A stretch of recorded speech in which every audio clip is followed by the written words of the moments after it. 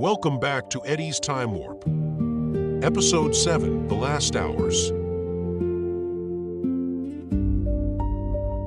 They were still standing in the hidden laboratory beneath Harlan's cliffside house.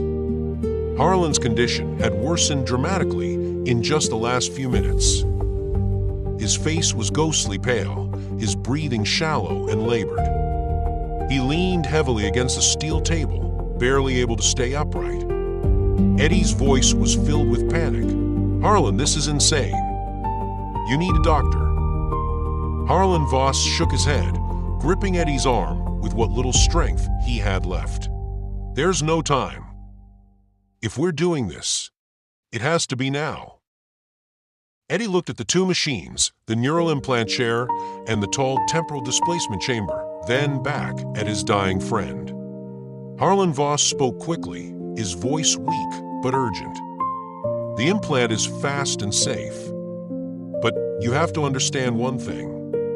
The jump back in time, it's one way only, roughly 40 years. You have to understand there's no coming back. You'll arrive in 1986 with all your knowledge, all your experience, and a mind that can finally keep up with your talent." Eddie just nodded, like he understood, but his mind was overwhelmed.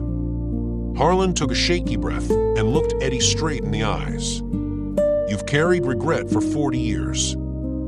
This is your chance to unload it. All of it." Eddie's heart hammered in his chest. The weight of the decision pressed down on him like never before. Eddie whispered, almost to himself, "I don't know if I can do this." Harlan Voss stepped closer, his hand trembling as he placed it on Eddie's shoulder. "Listen, you can do this, and you should. This is the only gift I have left to give." His voice cracked slightly. "Will you take it?" After several long, heavy seconds, Eddie gave a single, decisive nod. All right, I'll do it." He said the words, but his head was still spinning, still unsure. The neural implant took less than 10 minutes. Harlan guided him into the chair, placed the headset, and activated the device. Eddie felt a rush of warmth through his skull, followed by an overwhelming surge of clarity and sharpness. When it was done, he stood up feeling different. Sharper, more alive. Harlan could barely stand, but he guided Eddie toward the glowing temporal chamber.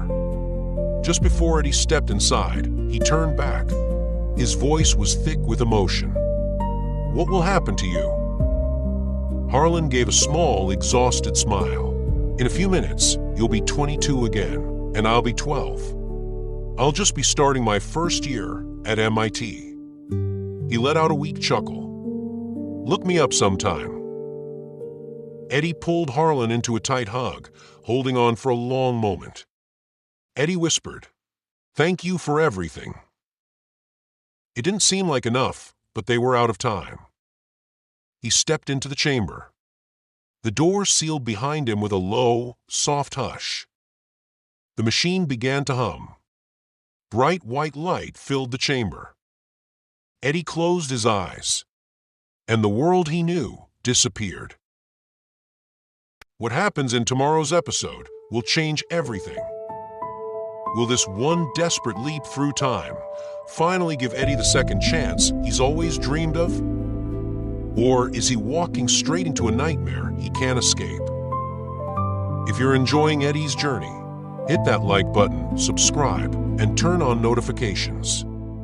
That way, you won't miss what happens tomorrow morning.